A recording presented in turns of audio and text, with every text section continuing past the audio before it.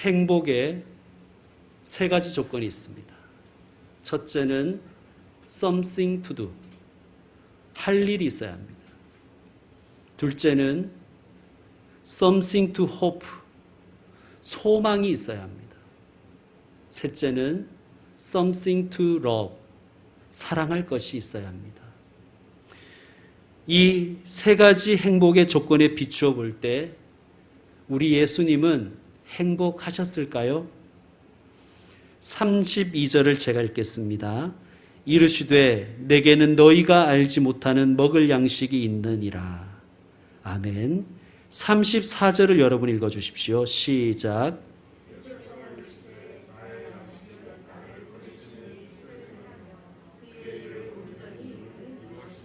아멘. 예수님에게는 그 누구도 알지 못하는, 심지어 측근들인 제자들조차 알지 못하는 먹을 양식이 있답니다. 그 양식은 하나님의 뜻을 행하며 하나님의 일을 온전히 이루는 것이래요. 예수님을 보내신 하나님의 뜻은 무엇일까요? 우리의 구원이지요.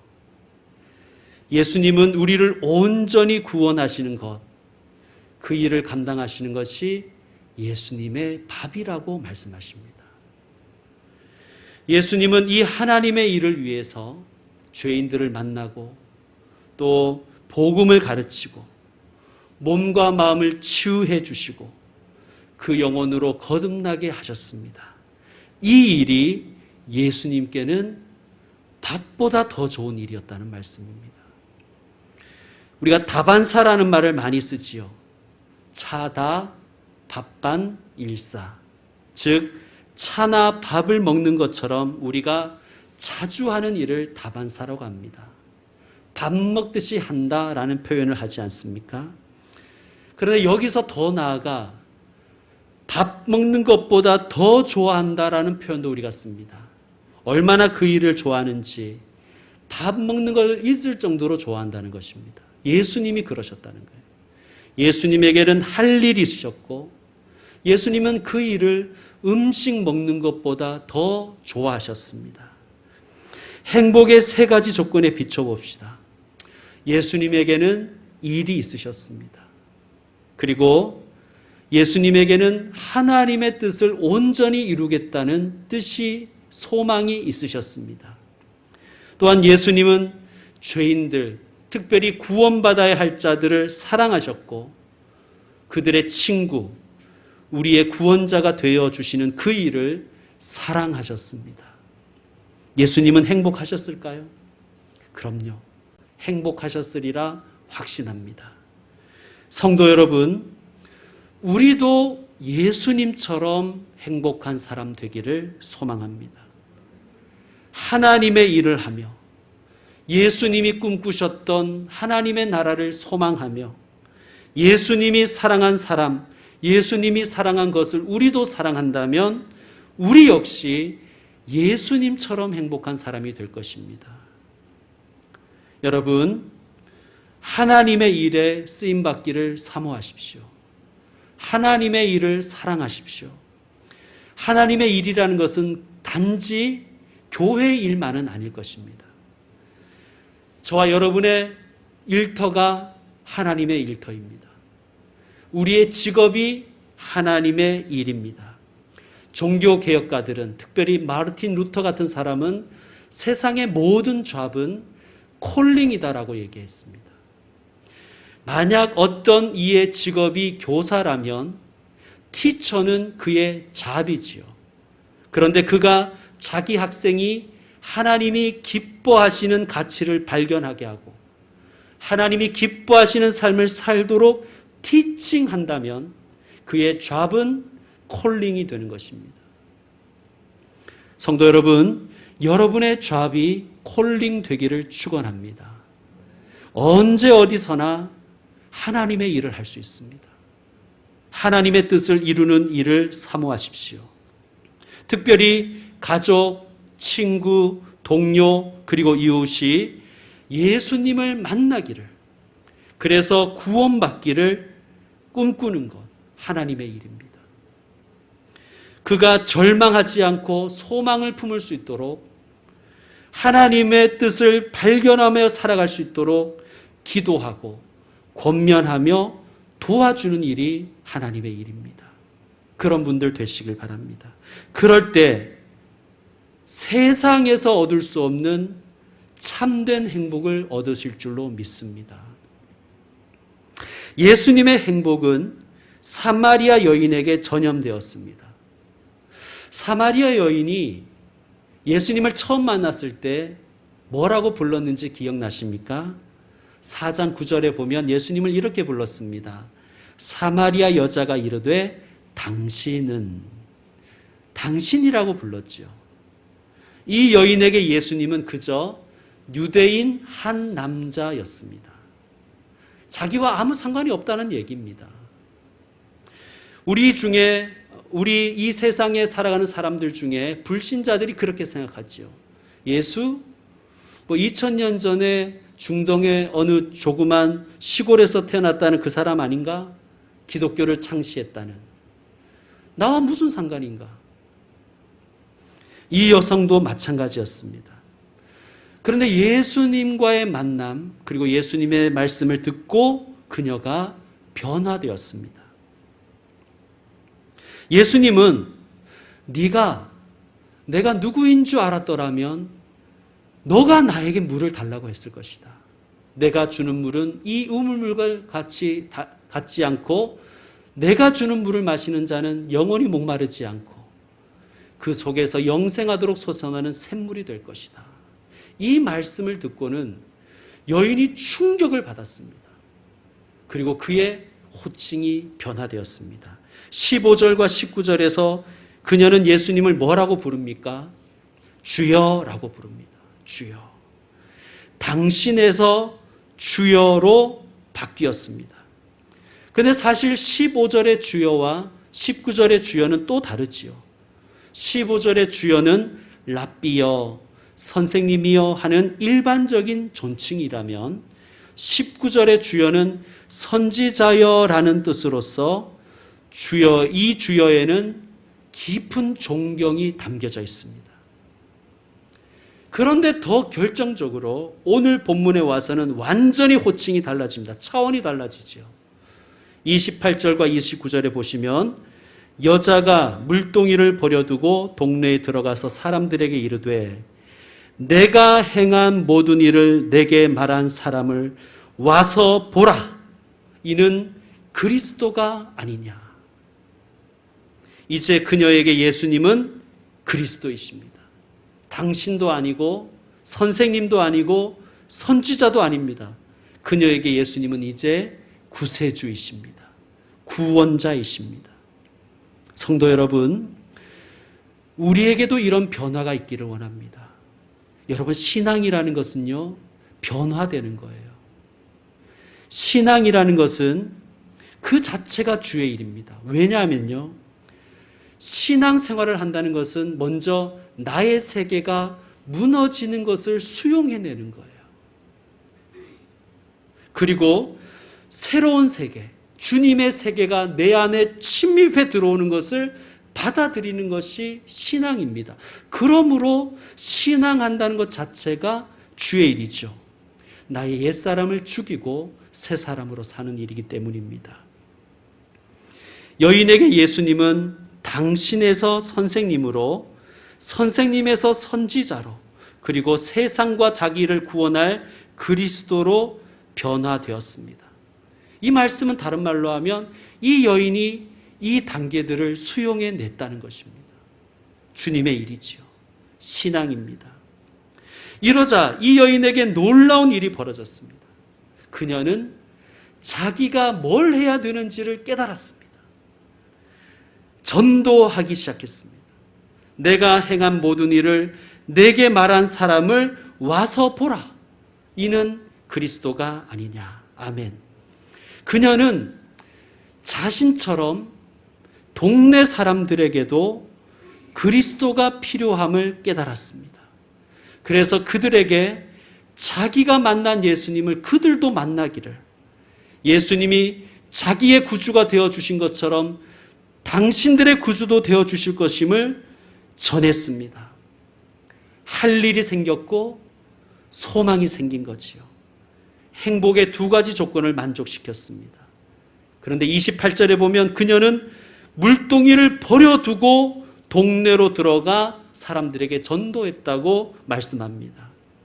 여러분, 물동이는 무엇을 상징할까요? 물동이는 그녀에게 육신의 목마름을 해결할 수 있는 수단이었습니다.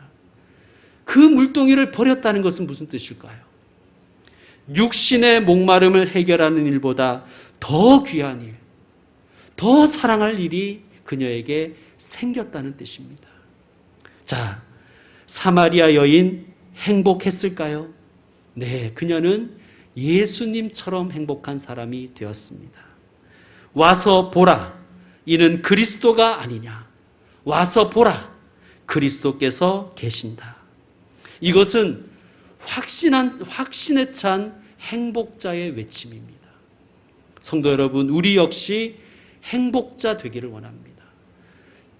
확신에 찬 행복자 되기를 원합니다. 이를 위해서는 먼저 나 자신이 예수님을 만나야 되지요. 여러분, 이것이 주님의 일입니다. 예수님을 만난다는 것은 다시 말씀드리면 변화를 수용해내는 거예요.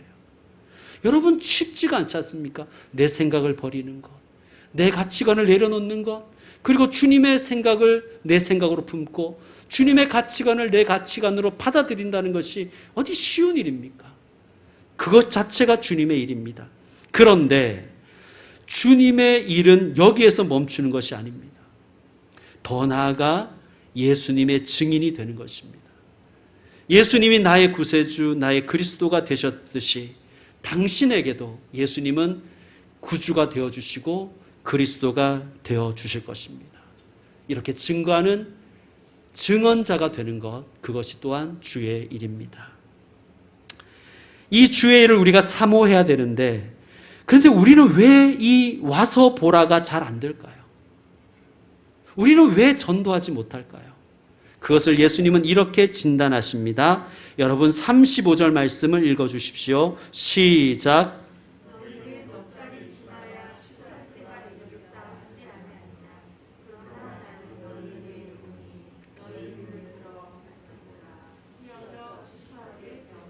아멘.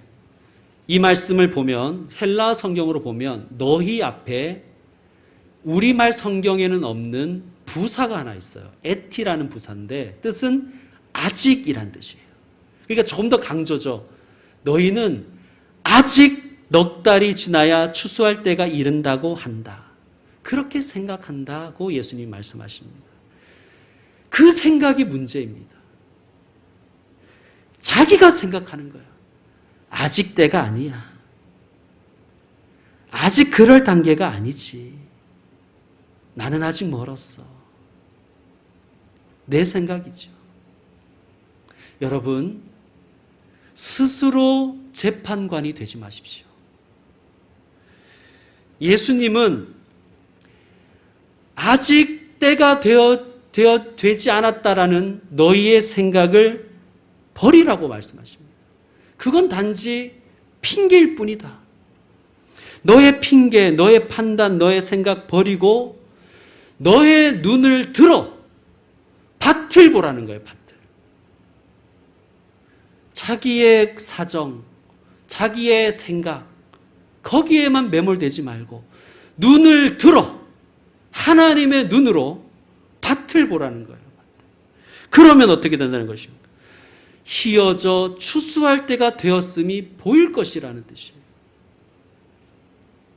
헬라어 성경에는 역시 추수하게 되었다 앞에 이미를 뜻하는 에데라는 단어가 있습니다. 그러니까 예수님의 말씀은 너희는 아직 때가 아니라고 생각하겠지만 그건 너희의 핑계다. 너희 눈을 들어 밭을 보라. 이미 희어져 추수할 때가 되었구나. 성도 여러분, 우리 생각을 내려놓을 때 영안이 열릴 줄 믿습니다. 세상적인 관점을 버릴 때 하나님의 안목이 생길 줄로 믿습니다. 여러분, 나의 가능성만 보려고 하지 마십시오. 내 가정의 육신적이고 세상적인 가능성만 보려고 하지 마십시오. 교회의 외형적이고 세상적인 가능성만 보려 하지 마십시오. 눈을 들어 하나님의 가능성을 보십시오.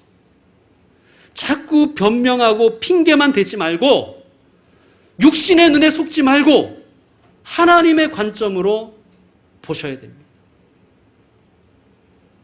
자, 여인이 마을로 달려 들어간 이유도 그녀에게 영안이 열렸기 때문이 아니겠습니까? 그동안 이 여자는 자기만 바라봤습니다. 아니면 자기 남편만 바라봤죠. 자기 가족만 생각했습니다. 그런데 눈을 들어 보니 자기처럼 육적으로만 살고 있는 자들이 보인다는 거예요. 육적인 관계에 목말라 하고 육적인 예배만 드리는 자들, 추수해야 할 자들이 많다는 것이 깨달아졌습니다. 그래서 달려가는 것입니다. 자, 이 여인이 달려가서 사람들에게 말합니다. 자, 이 여인 어떤 사람이었어? 동네 사람들이 다 아는 여자예요. 이 여자만큼 육신적으로 산 사람이 없어요. 이 여인만큼 세상적으로 산 사람이 없는데 이 여자가 영적인 이야기를 하는 거예요. 그리스도를 만났다고 전하는 거예요. 여러분, 동네 사람들이 호기심이 생기지 않겠습니까? 그래서 예수님께로 몰려왔습니다. 39절 읽어주십시오. 39절 시작.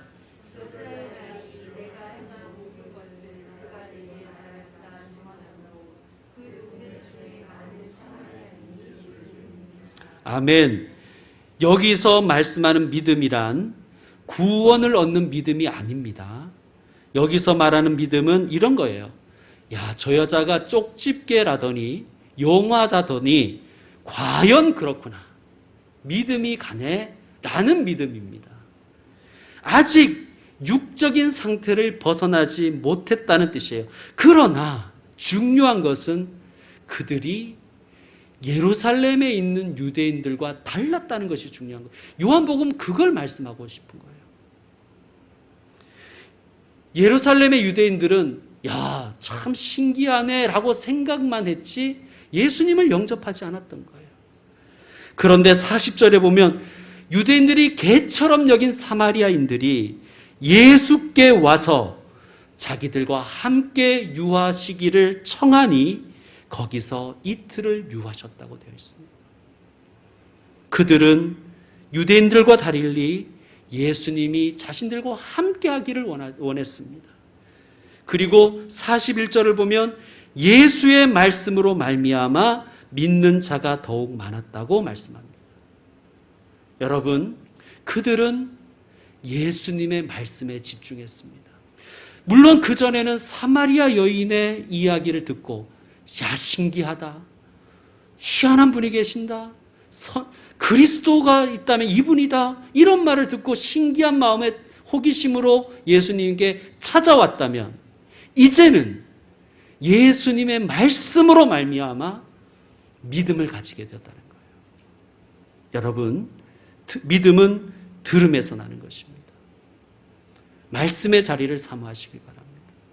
자, 이 여인 보십시오. 핑계대지 않았잖아요. 아유, 제 코가 석자입니다.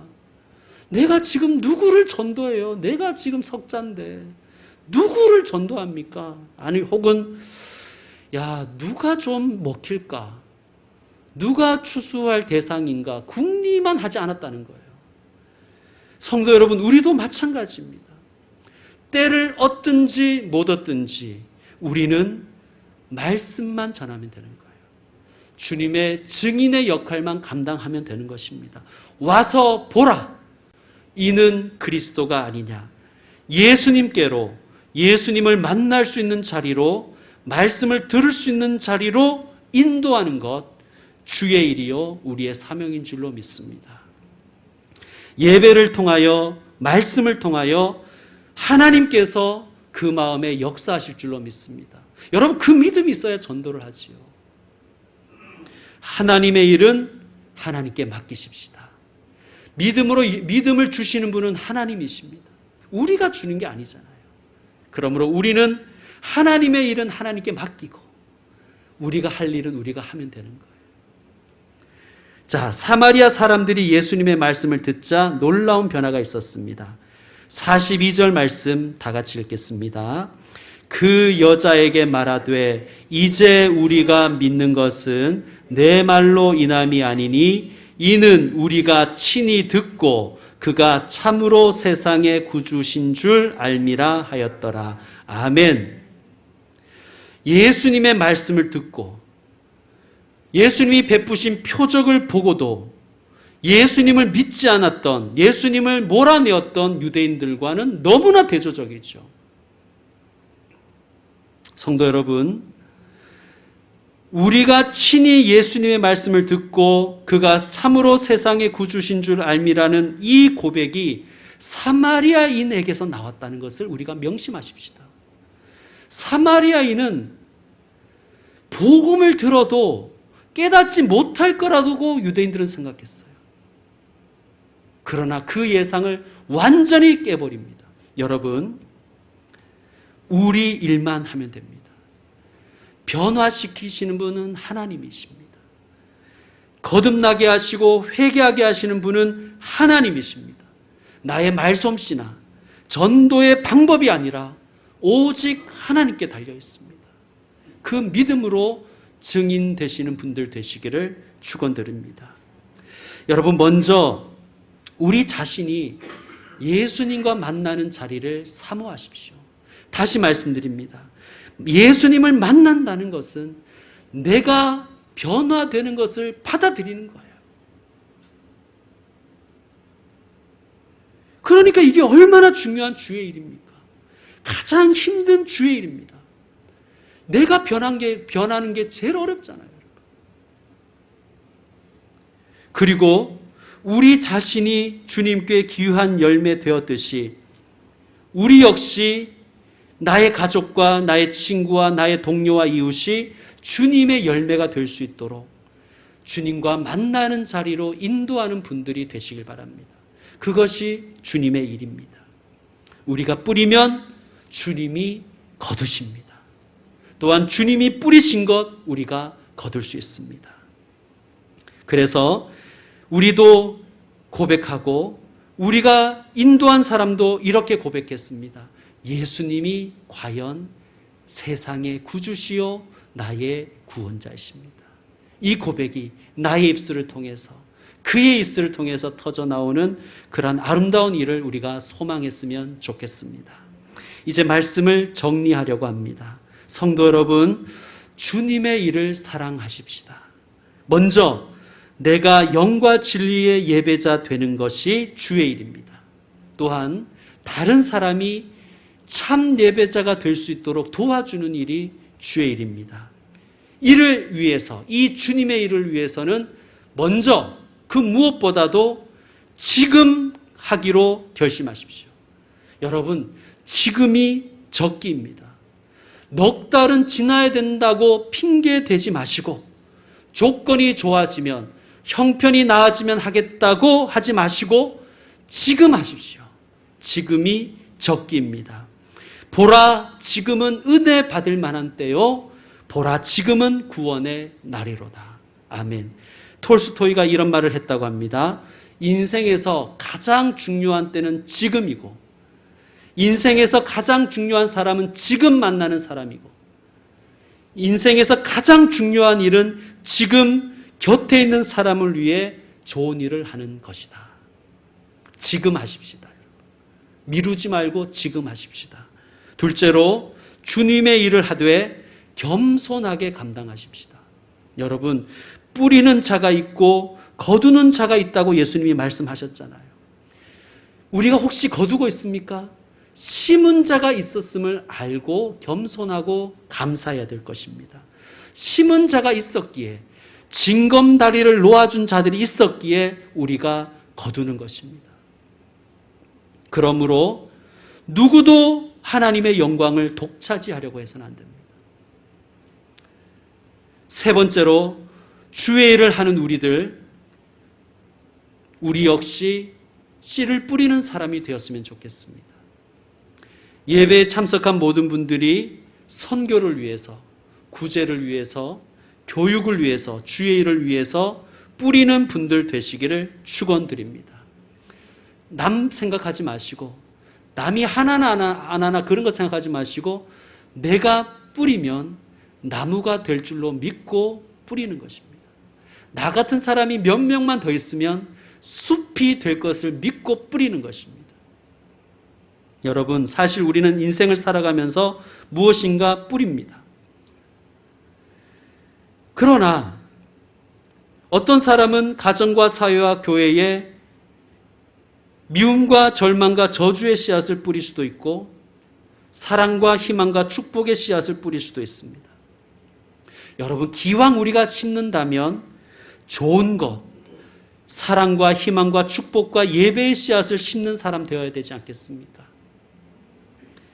아무런 결과가 없으면 어쩌나, 아무런 열매가 없으면 어쩌나 걱정하지도 마십시오. 선한 일을 하다가 낙심하지 맙시다. 지쳐서 넘어지지 아니하면 때가 이를 때에 거두게 될 것을 믿으십시오. 거둘 것이 없습니까? 낙심하지 마십시오. 지금 뿌리는 일을 언젠가는 거두게 하실 것입니다. 물론 내가 못 거둘 수는 있죠. 그러나 이 말씀 우리가 명심하십시다. 뿌리는 자와 거두는 자가 함께 즐거워하게 하겠다. 이 말씀을 믿고 살아가십시다. 주님을 신뢰하고 주님의 일을 사랑하는 분들 되시기를 축원드립니다.